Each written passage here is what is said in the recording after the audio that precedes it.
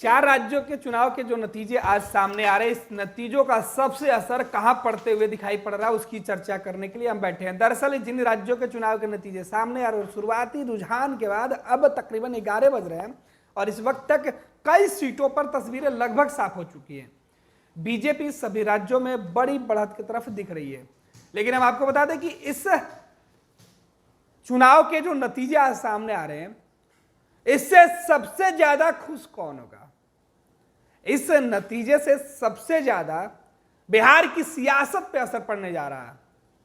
बिहार में एक बार फिर से कांग्रेस पार्टी को लेकर जिस तरीके से देश भर में इंडिया गठबंधन के नेता अपने आप को बड़े चेहरे के तौर पर देख रहे थे, उनके सामने अब नीतीश कुमार और लालू प्रसाद यादव फिर रोड़ा बनेंगे। मुख्यमंत्री नीतीश कुमार जिस उम्मीद के साथ इंडिया गठबंधन की नींव डाली थी, उस पर अब नीतीश कुमार एक बार फिर से मजबूत दावे कर सकते हैं। चार राज्यों के नतीजे अब तक जो निकल के सामने आए, उन नतीजों को देखे तो लग यही रहा है कि कांग्रेस की स्थिति बहुत अच्छी नहीं है और अब इंडिया गठबंधन के जो दूसरे नेता हैं, उनके लिए एक मुद्दा मिल गया। कांग्रेस अब इंडिया गठबंधन में रहकर चाहकर भी बड़े फैसले अकेले अपने दम पर नहीं ले सकती है। जो दूसरे सहयोगी दल हैं, वो कांग्रेस को इस बात के लिए सीधे तौर पर सलाह देंगे कि अगर आप अपने मनमर्जी से कीजिएगा तो नतीजे आप इन चार राज्यों के चुनाव की तरह ही हो गए। यानी 2024 के चुनाव के ऊपर 2023 के ये जो नतीजे आ रहे हैं, वो सीधे तौर पर प्रभाव डालेंगे। इन चार राज्यों में सरकार भले ही बीजेपी की बनेगी, लेकिन इस जीत और हार के खेल से बिहार की सियासत के साथ साथ देश की सियासत पे एक अलग जो है छाप पड़ते हुए दिखाई पड़ रही है। सोचिए कि जिस नीतीश कुमार को इंडिया गठबंधन की तीसरी बैठक से जिस तरीके से गठबंधन के साथियों ने इग्नोर करना शुरू कर दिया, नीतीश कुमार ने जिसकी शुरुआत पटना में की थी, उसके बाद बेंगलुरु जाते जाते उस बैठक के नतीजे क्या कुछ निकल के सामने आए। कांग्रेस ने कहा कि हम अपने 5 राज्यों के चुनाव में व्यस्त हैं, वक्त कम है। इंडिया गठबंधन के दूसरे नेता यही कह रहे हैं कि कांग्रेस की तरफ से पहल नहीं हो रहा है और अब नीतीश कुमार एक बार फिर से अपने मुहिम को तेज करेंगे और अब कांग्रेस को तवज्जो देने के मूड में नीतीश नहीं दिख रहे हैं। इसलिए हम ये कह रहे हैं बातें कि राहुल गांधी और मल्लिकार्जुन खड़गे सहित कांग्रेस के कई नेताओं ने नीतीश कुमार से, लालू प्रसाद यादव से, तेजस्वी यादव से यह कहा कि बिहार में कैबिनेट का विस्तार कीजिए। नीतीश कुमार ने कहा कि ठीक है, तेजस्वी यादव से हम बात करके कैबिनेट विस्तार पर बात करेंगे। लेकिन तेजस्वी और नीतीश ने बात की और कहा कि जब तक देश के अंदर तस्वीरें कांग्रेस साफ नहीं कर लेती है, तब तक हम लोग कांग्रेस को बिहार के अंदर मजबूत स्थिति में नहीं लाएंगे। और कांग्रेस जो बातें कह रही थी वो तब मानी जाएगी जब देश के अंदर जो गठबंधन बन रहा है उसमें बिहार की वो भागीदारी तय करे, और वो अब तक तय नहीं हो पाई है। देश भर के किसी भी राजनीतिक दल, जो 27-28 पार्टियों का जो गठबंधन था, जो बढ़कर 30 और 32 होने का दावा किया जा रहा था, उन गठबंधन के नेताओं का कोई भी जो नोटिस कांग्रेस के नेता वो नहीं ले रहे थे। कई राज्यों में तो कांग्रेस के नेता अलग बयान दे रहे थे, गठबंधन के नेताओं के खिलाफ ही मोर्चा खोले हुए थे। बंगाल की ही बात कर ले तो कांग्रेस के नेता बंगाल में ममता बनर्जी के सीधे तौर पर खड़े थे विरोध में, और ममता इस बात से नाराज थी कि कांग्रेस उनका विरोध कर रही है। उत्तर प्रदेश के अंदर अखिलेश यादव नाराज इस बात से चल रहे हैं कि कांग्रेस उनका विरोध कर रही है, और इनका कहना है कि लोकसभा के चुनाव में रणनीति कुछ अलग होगी, विधानसभा के चुनाव में रणनीति अलग होगी। साहब, ये भरोसा नहीं बन रहा था। इंडिया गठबंधन के नेताओं के अंदर मन में जो भरोसा नहीं पनप रहा था, बन रहा था, उसका यह नतीजा है कि इन 4 राज्यों के चुनाव के परिणाम जो सामने आए हैं। इन 4 राज्यों के चुनाव के परिणाम तय करेंगे राहुल गांधी के भविष्य को। इन 4 राज्यों के चुनाव के परिणाम के जो नतीजे आ जा रहे हैं, ये 5 राज्यों के चुनाव के नतीजे कल तक जो निकल के सामने आएंगे, ये तय करेंगे देश के अगले नरेंद्र मोदी के विरोधी चेहरे का। नरेंद्र मोदी बीजेपी और एनडीए गठबंधन के सर्वमान्य नेता हैं। बीजेपी उनके दम पर चुनाव लड़ने जा रही है, एनडीए गठबंधन नरेंद्र मोदी के दम पर 2024 के चुनाव लड़ेगा, और एनडीए के अंदर ये तमाम बातें तय हैं कि किसको कितनी सीटें देनी है। बीजेपी अपने दम पर 300 से ज्यादा सीटें लड़ने के लिए सभी जगहों पर तैयारी कर रखी है। बीजेपी की कोशिश होगी कि पिछले बार की तरह इस बार भी वो अपने दम पर सदन के अंदर खड़ी रहे, सहयोगियों का साथ ले, लेकिन सीटें वो ज्यादा लेगी। लेकिन इंडिया गठबंधन के अंदर देश की सबसे बड़ी पार्टी होने का दावा करने वाली बीजेपी के बाद कांग्रेस राज्यों की पार्टियों को जिस तरीके से दरकिनार कर रही है, इसके खमियाजा भुगतना पड़ेगा। और कांग्रेस अगर जिन राज्यों में चुनाव हो रहा है वहां के स्थानीय पार्टियों के साथ अगर अच्छे से तालमेल की होती तो शायद नतीजे इस तरीके से निकलकर शुरुआती लक्षणों में नहीं दिखते हैं।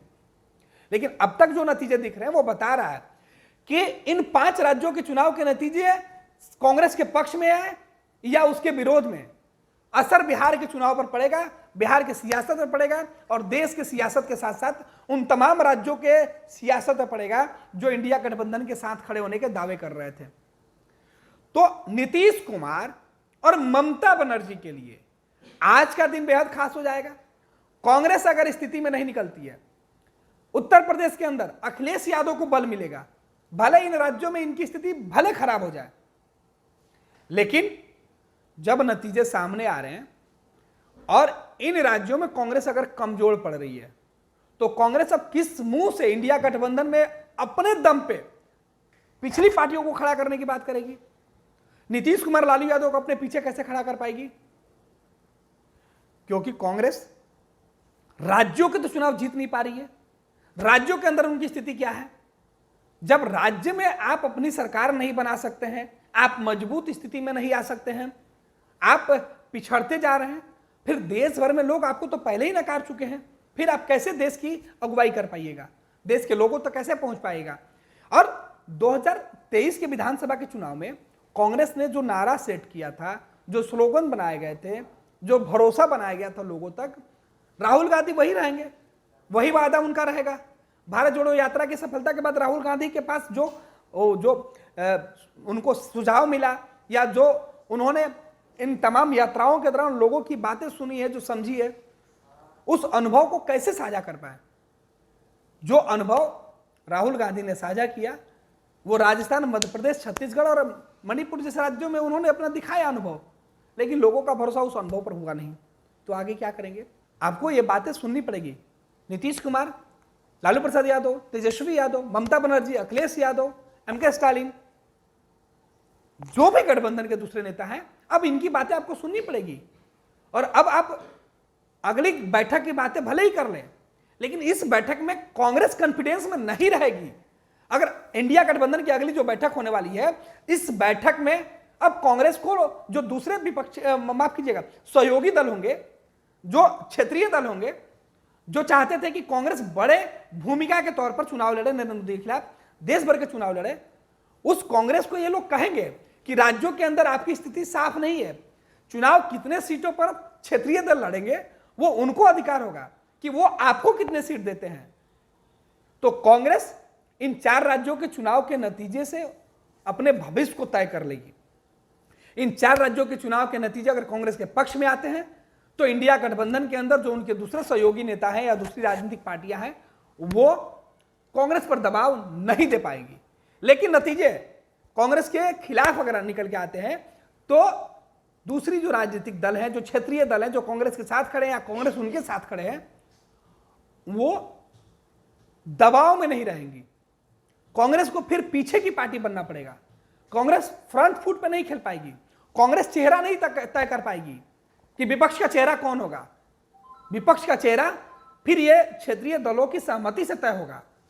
और विपक्ष के चेहरे के तौर पर नीतीश कुमार नरेंद्र मोदी के खिलाफ एक बड़े विकल्प के तौर पर खड़े हो सकते हैं। ममता बनर्जी बड़े विकल्प के तौर पर खड़ी हो सकती हैं। अखिलेश यादव बड़े विकल्प के तौर पर खड़े हो सकते हैं। स्टालिन खड़े हो सकते हैं। केसीआर को भी जोड़ा जा सकता है क्योंकि इन्होंने दिखाया कि हमारे पास दमखम है। लेकिन कांग्रेस, राहुल गांधी, प्रियंका गांधी, मल्लिकार्जुन खड़गे, ये तमाम लोग अपने रिजल्ट को सुधार नहीं पाए। अगर इन्होंने बेहतर परफॉर्मेंस नहीं किया तो आज इनके 24 के भविष्य पर सवाल उठेगा और 24 की अगुवाई में कांग्रेस एक बार फिर से पिछड़ जाएगी। क्षेत्रीय दलों के सहारे कांग्रेस को सत्ता में वापस जाने का रास्ता तलाशना होगा।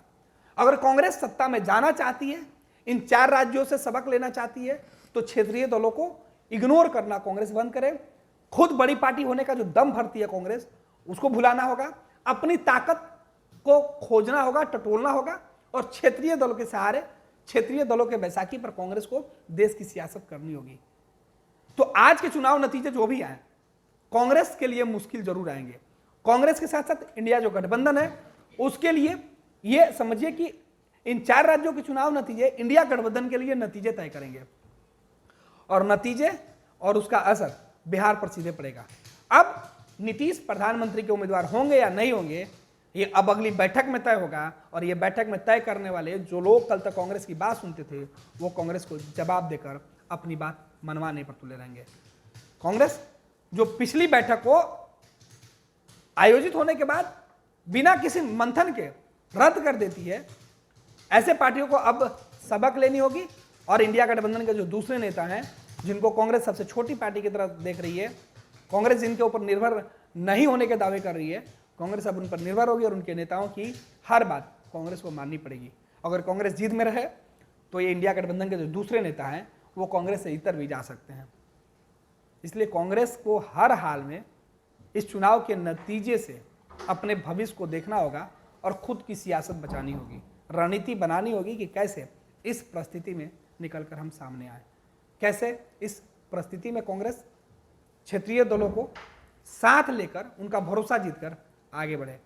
क्योंकि हर हाल में इन 4-5 राज्यों के जो चुनाव, आज 4 राज्यों के, एक राज्य का चुनाव का नतीजा कल आने वाला, कुल 5 राज्यों के चुनाव के नतीजे जो आ रहे हैं वो कांग्रेस के लिए, कांग्रेस के भविष्य के लिए, राहुल गांधी के राजनीतिक करियर और उनके भविष्य के लिए बड़ा दिन होने वाला है।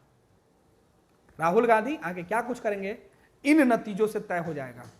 पैनोरमा ग्रुप, जो सोचता है वो करता है। ये लो मुंह मीठा करो, आज मैंने अपना जॉब छोड़ दिया, अब हम पूर्णिया वापस जाएंगे। जॉब छोड़ दिया है? मतलब ये घर कैसे चलेगा, हम करेंगे क्या, और माँ बाबूजी क्या बोलेंगे? इसलिए मैं एक और मिठाई का डब्बा लाया, अपने बिजनेस के लिए लोन अप्रूव हो गया। अरे लोन अप्रूव हो गया वो तो ठीक है, लेकिन पूर्णिया में हम रहेंगे कहाँ? अपना घर भी तो नहीं है वहां। इसलिए तो एक और मिठाई का डब्बा अलग से लाया हूं। हमने पूर्णिया में घर ले लिया है, पूर्णिया के ई होम्स पैनोरमा में। पूर्णिया में पैनोरमा ग्रुप लेकर आए हैं ई होम्स पैनोरमा, बड़ा घर, आलीशान जिंदगी और अत्याधुनिक सुविधाओं के संग। अरे अब क्यों मुंह मीठा करवा रही हो? क्योंकि हम घर वापसी जो कर रहे हैं। घर वापसी की खुशी पूर्णिया में ई होम्स पैनोरमा के संग। E Homes Panorama, luxurious lifestyle redefined.